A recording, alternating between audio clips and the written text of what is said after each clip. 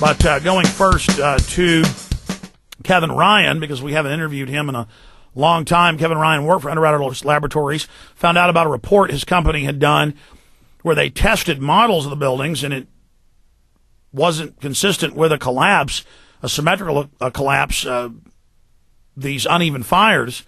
And so he leaked the document and then spoke out about it, and they fired him. And so he joins us now. Thank you for coming on, sir. Thank you, Alex. Good to be with you. Thank you. Break down a little bit about yourself for those that don't know who you are, a little bit about what happened with Underwriting Laboratories, and then now this whole NIST saga. And then we'll bring Mr. Gage in with his comments as an architect and a comment on this leaked NIST report. Okay. Well, yes, as you said, I was a top manager at one of the locations of Underwriters Laboratories, and I was fired for publicly questioning the NIST report. Now, this has been almost 4 years when they had put out their draft final report in October of 2004.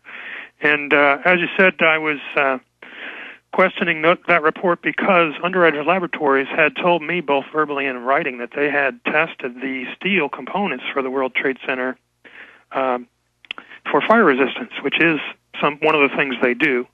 And in fact, they had actually tested the steel components, the columns. They had tested the fireproofing itself, as stated by the president of the company who made the fireproofing in the New York Times. He said Underwriters Laboratories tested it and certified it, so it shouldn't have failed. They also tested assemblies that were similar to the floors used in the World Trade Center. All of this done 40 years ago. So I was questioning Underwriters Laboratories about how those buildings could have possibly been destroyed in that manner, and ended up writing a letter to NIST and telling them that this, their results clearly were not supporting their conclusions, and how could this be? And got fired for it. So now that was almost 4 years ago, as I said. So I've been doing quite a bit to learn more about what happened at the World Trade Center. And if I might interrupt, sure, Kevin Ryan, as an engineer, you had a responsibility to talk about this and expose this, working there and seeing this internal secret report. And then we look at how the mainstream media and the debunkers won't touch you with a 10-foot pole. They ignore the fact that their internal studies of those that underwrote the building, the experts, the world experts, were saying that something fishy was going on. And so right there, we should have a real investigation. Instead, we get these whitewashes. The debunkers act like we're just here making all this up, and it's completely normal to have three buildings, two of them explode top down with pyroclastic flows of dust, ejecting steel beams 50 yards, 100 yards, and then to have Building 7 fall perfectly into its own footprint, that's just a regular occurrence. And then now I'm looking at their own report, and it shows fires on one side of the building. How does that cause a symmetrical collapse? So now bring us up to what's happening with this new report. Yeah, that's a good find. And, back about 6 months ago, NIST had a meeting in which they started to tell us that their objective didn't include determining how the fire started. They were just going to talk about how the fires propagated. And this was a meeting that our friend Richard Gage spoke up as a public commenter. So they started telling us they didn't have to determine how the fire started. They talked about maybe the fireproofing just didn't work. They started saying these are really absurd things. But one thing they did say very, very clearly, and all agreed with, was that the fuel in any given location in the building lasted only about 20 minutes. So if you look at this report and you see that on the 13th floor, some of these fires started around 2:30 or 3, and then they died down clearly, and then there's this intense jet of flames that they can't explain at 5:20 right before the building collapsed. All that leads to some serious questioning about where these fires come from, and that leads us back to the finding, and what we do know is that thermite materials were present at the World Trade Center, and thermite materials are what are called pyrotechnic or energetic materials. It's kind of like gunpowder, where the fuel and the oxidizer are mixed together in one component. Thermite's like that, except it's much more powerful. And as we learn more from the dust, we start analyzing the dust in the laboratories that are participating in this, we're finding just what kind of thermite was used. And so I've done some of that laboratory work, and And we seem to be finding that, interestingly, the materials that were present there are linked to a good number of those people who participated in the cover-up of NIST people, and people who participated in NIST report all have links to these energetic materials. And people who help destroy buildings do? Absolutely. People who cleaned up the event included Mark Loiseau's company, but also companies that are interested in what are called energetic nanocomposites. So, wow, they just so happen, and you've got all the documents on that, and I was, Professor Stephen Jones has talked about it.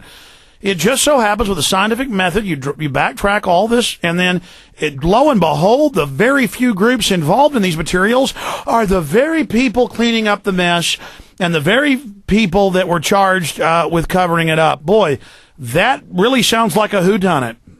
Really is, and I tell you what, the more we look at this, and along with a parallel investigation, which is kind of who possibly could have had access to these kinds of materials, just looking into the connections and so forth, we find that given who we know had access to the buildings, the Kroll company and the Securicom company and Marsh McClellan, companies that either established the security for the buildings or were tenants in the particular areas that had failure.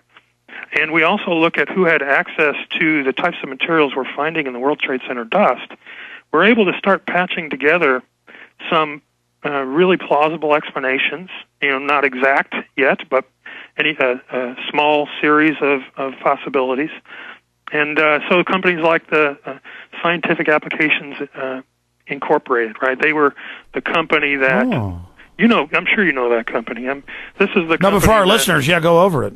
Yeah, this is a company that supplied the largest contingent of investigators to the NIST World Trade Center investigation outside of the government, per se. So there's huge list of people in the NIST report. Yeah, well, let's be clear. Underwriters did their own secret report and their own secret test and found that something went on and it wasn't the fires. And so now, obviously, if one scientific body, the real experts, finds buildings they certified and they know something happened, now you get these new guys that come and say the opposite of physics. Obviously, they're going to be on some type of take, and then you go look at it, and lo and behold, they are.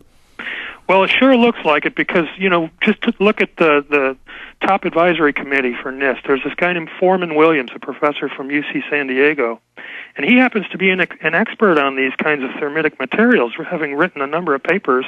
You don't see them on his website at UCSD, but they are out there on the net, and you can find these papers on ignition analysis. And then I've gone and looked at some of these individuals' political policies, and they're big pro-Israel war hawks. Oh. Right.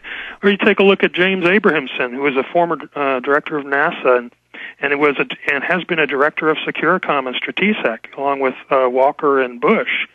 And this guy is, he looks rotten to the core. I mean, he's got associations with not only Securicom but this Crescent group that he runs with a guy who happened to know personally Osama bin Laden, supposedly.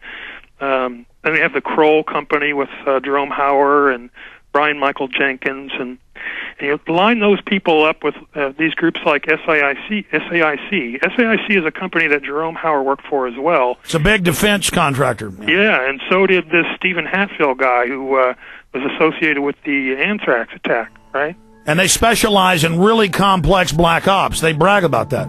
Absolutely, and so they are connected to these high-tech thermitic materials. God help us. Going back to Kevin Ryan, who valiantly found out their own reports in his own company were saying something happened with these buildings. The official story is a lie. And then he gets fired for releasing their secret report.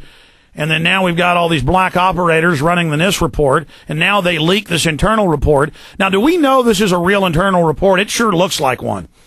Well, it sure does look like it, Alex. And I was notified about these reports being available on the NIST website a month or so ago. I didn't download them myself because I was given the indication that NIST was threatening people who might do that, but they were obviously downloaded and leaked. By that, you mean people that know back doors? Yeah, and FTP links and so forth. They're just, government's so stupid. Right. Look how they carry out the attacks and they can't even cover up their own info.